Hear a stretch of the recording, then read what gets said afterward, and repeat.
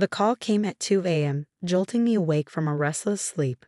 The number was unfamiliar, but something made me answer anyway. Emma? The voice on the other end was shaky, desperate. Emma, I need your help. My sister Sarah. I hadn't heard her voice in 10 years, not since that night when she stood in front of my burning bakery, cigarette in hand, watching everything I'd built turn to ash. Please, she continued, her voice breaking. I don't have anyone else to turn to. I sat up in bed, my heart pounding as memories flooded back. The smell of smoke, the sound of shattering glass, the cruel smile on her face as she watched my dreams crumble. But instead of hanging up, I found myself saying something that surprised even me. Of course, Sarah. Whatever you need. My name is Emma Chen, and 10 years ago, my sister destroyed everything I had worked for. But let me take you back to the beginning to explain how we got here. Growing up, Sarah and I were never close. She was the golden child, the one who could do no wrong in our parents' eyes. Perfect grades, perfect friends, perfect life. I was the quiet one, the dreamer who spent hours in our mother's kitchen learning to bake, finding solace in the precise measurements and delicate art of pastry making. When I announced my plan to skip college and open a bakery, Sarah laughed. Really, Emma? That's your big plan? To play with flour all day? Our parents weren't much better. You're throwing your life away, Dad said, shaking his head. Sarah's going to business school. Why can't you be more like her? But I didn't listen. I had saved every penny from years of after-school jobs, carefully tucking away money while Sarah spent hers on designer clothes and parties. By the time I was 22, I had enough for a down payment on a small storefront in downtown Portland. Sweet Dreams Bakery wasn't much at first. The walls needed paint, the equipment was secondhand, and the location wasn't ideal. But it was mine.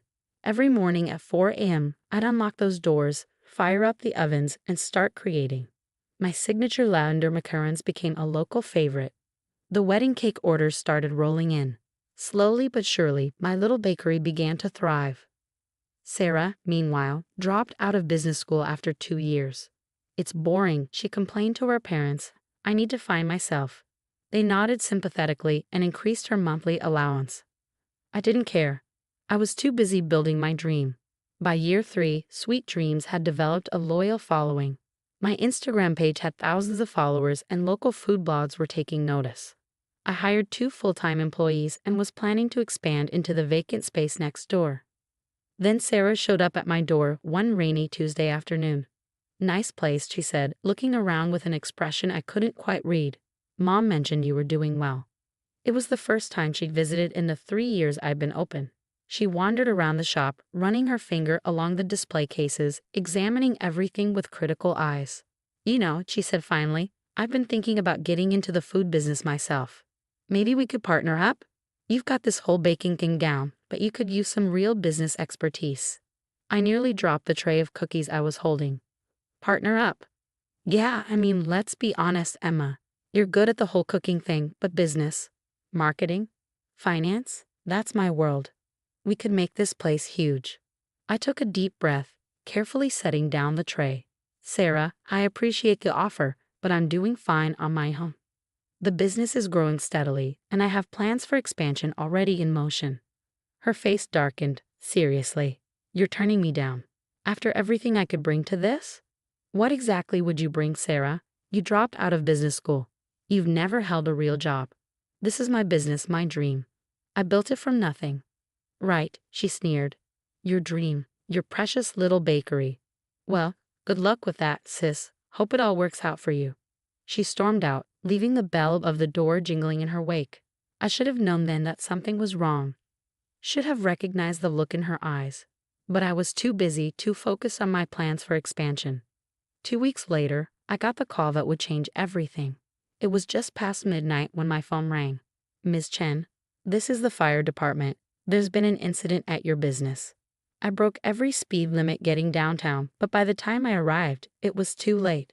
Sweet Dreams was engulfed in flames, orange and red tongues licking at the night sky. And there, across the street, stood Sarah, watching it burn. Guess your dream went up in smoke, she said, taking a long drag from her cigarette. Such a shame. If only you had a partner to help you manage things better, make sure all the safety protocols were in place. I stared at her, reality crashing down like a wave. You did this. She shrugged, flicking ash onto the sidewalk. Prove it. And she was right. I couldn't.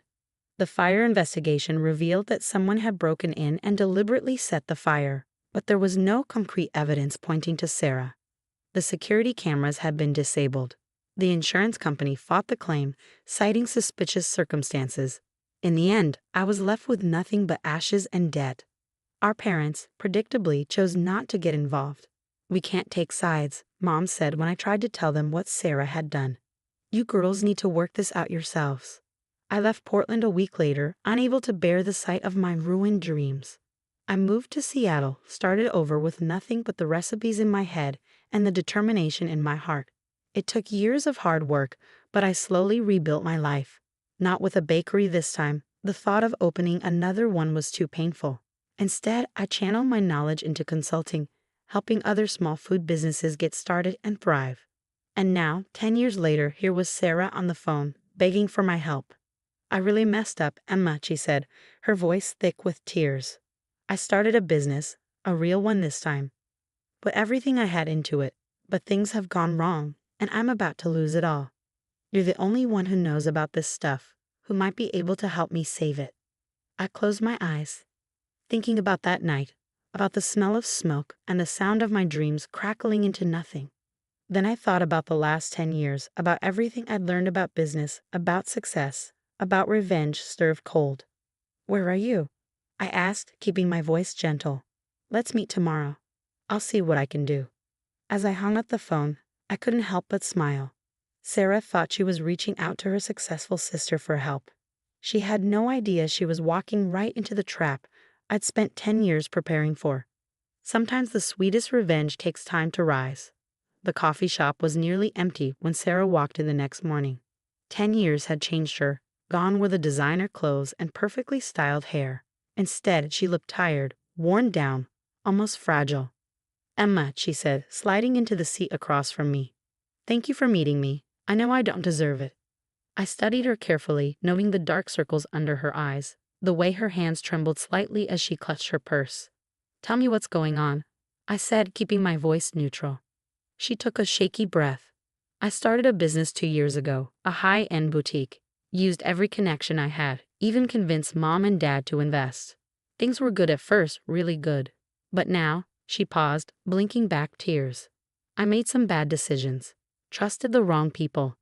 The store is drowning in debt, and I just found out my business partner has been embezzling money.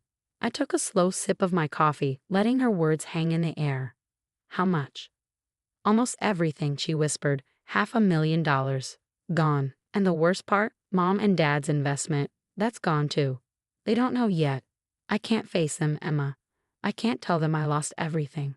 The irony wasn't lost on me. Here was Sarah, facing the loss of everything she built, just like I had 10 years ago. But while my destruction had come from her deliberate malice, hers was the result of her own poor choices. I need your help, she continued, her voice breaking. You're the only one I know who understands business, who might know how to fix this. Please, Emma. I know I don't deserve your help, not after everything, but I'm desperate. I set my cup down carefully, thinking about the files sitting in my home office, the one I'd been building for years. Inside was every piece of information I'd gathered about Sarah's business ventures, every connection I'd cultivated, every detail I'd need for this exact moment. Of course I'll help, I said softly. That's what sisters are for, right? Relief flooded her face.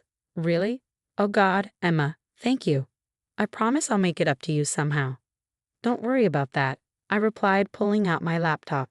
Let's start by going through your books. I need to see exactly what we're dealing with.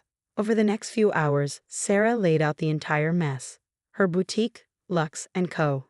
I'd started strong, capitalizing on her social connections and our parents' investment. But her lack of real business experience showed in every decision. She overspent on inventory, signed a lease she couldn't afford, and trusted a smooth-talking business partner who had systematically drained the company's accounts. Mark handled all the financial stuff, she explained, running her hands through her hair. He seemed so professional, so experienced. I never thought to check. I nodded sympathetically, even as I suppressed a smile. Mark Davidson, The business partner I carefully researched and anonymously tipped off about Sarah's boutique 18 months ago. The same Mark Davidson who had a history of targeting vulnerable businesses, who I'd made sure would cross paths with Sarah, had exactly the right moment. Well, I said, closing my laptop, it's not good, but it might not be hopeless. I have some connections who might be able to help. Investors who specialize in turning around struggling businesses. Sarah's eyes lit up. Really? You do that for me? Of course. In fact, I already have someone in mind. They could probably meet with you tomorrow. What Sarah didn't know was that the investors were actually forensic accountants I'd hired years ago, waiting for this moment. They would go through her books with a fine-tooth comb, documenting every mistake, every questionable decision, every legal line she crossed in her desperate attempts to keep the business afloat. The next few weeks were a blur of meetings and revelations. Each day brought new discoveries of Sarah's mismanagement, unpaid taxes, unauthorized use of investor funds, falsified documents. She'd done more damage to herself than I ever could have planned. I don't understand, she sobbed one afternoon in my office. Everything's getting worse. The more your people look into things, the more problems they find. I reached across the desk and patted her hand. That's how these things often go. We have to understand the full extent of the damage before we can fix it. But there would be no fixing it. I'd made sure of that. Every solution I proposed led to another complication. Every potential investor I introduced found new reasons to back away. Sarah's desperation grew with each passing day. Finally, the moment I'd been waiting for arrived. Our parents called a family meeting. We need to discuss this situation, Dad said gravely, looking older than I'd ever seen him. He and Mom sat on one side of their dining room table, Sarah and I on the other. The accountants have shared their findings with us. Sarah paled. What findings? Mom pulled out a thick folder, the detailed report my team had prepared. It's not just the money you lost, Sarah. It's how you lost it. The lies, the cover-ups. The fraud, Dad added, his voice hard. Do you understand what this means? What this could do to our family's reputation? Sarah burst into tears. I'm sorry. I didn't mean for any of this to happen. I wanted to prove I could do it. That I could be successful like Emma. I had to bite back a laugh at that. After years of looking down at my little bakery, after destroying my dreams because she couldn't stand my success, here she was claiming she wanted to be like me. Well, I said, finally speaking up, maybe this is a good opportunity for some honesty. Since we're all here, there's something I think we should discuss. I pulled out my own folder, the one I'd been saving for 10 years. What's that? Sarah asked, wiping her eyes. Evidence, I replied calmly. Security camera footage from the buildings across from my bakery, witness statements, chemical analysis of the accelerant used in the fire. Everything the original investigation missed, or chose to ignore, about what really happened that night. The color drained from Sarah's face. What are you talking about? You know exactly what I'm talking about, I said, my voice steady. The night you burned down Sweet Dreams. The night you destroyed everything I'd worked for because you couldn't stand to see me succeed on my own. Our parents sat in stunned silence as I laid out the evidence, piece by piece. The footage showing Sarah entering the bakery late at night. The receipts for the materials used to start the fire. The statements from people who had seen her watching the building burn. Is this true? Mom whispered, looking at Sarah with horror. Did you really? Sarah crumbled. I was jealous, she sobbed. Emma made it look so easy and I couldn't stand it. But I never thought, I didn't think you'd get caught. I finished for her. No, you didn't. Just like you didn't think about what would happen with your boutique. You never think about consequences, Sarah. You never have. Dad's hands were shaking as he looked through the evidence. This is criminal. If this got out, it won't, I said quietly. At least not from me. That's not why I'm showing you this. Then why? Mom asked. I stood up, gathering my things. Because I wanted you all to know the truth. About the bakery, about Sarah's business, about everything. And because I wanted Sarah to understand something. I turned to my sister, meeting her tear-filled eyes. Success isn't about destroying others to get ahead. It's about building something real, something that lasts. Something you never learned to do. I walked to the door, then paused. Oh, and Sarah, consider us even now. Your business is finished. The accountants will make sure of that. But you won't face charges, and neither will Mark Davidson.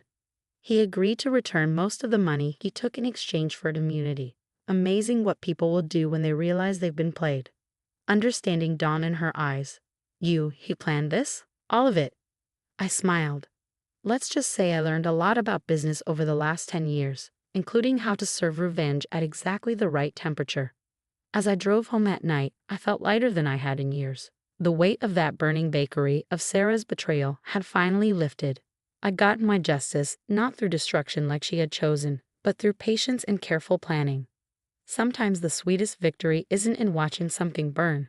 It's in watching it slowly crumble, piece by piece, until there's nothing left but the truth. I never saw Sarah again after that night. Last I heard, she'd moved across the country, trying to start over somewhere new. Our parents eventually recovered most of their investment, thanks to the deal I'd arranged with Mark Davidson.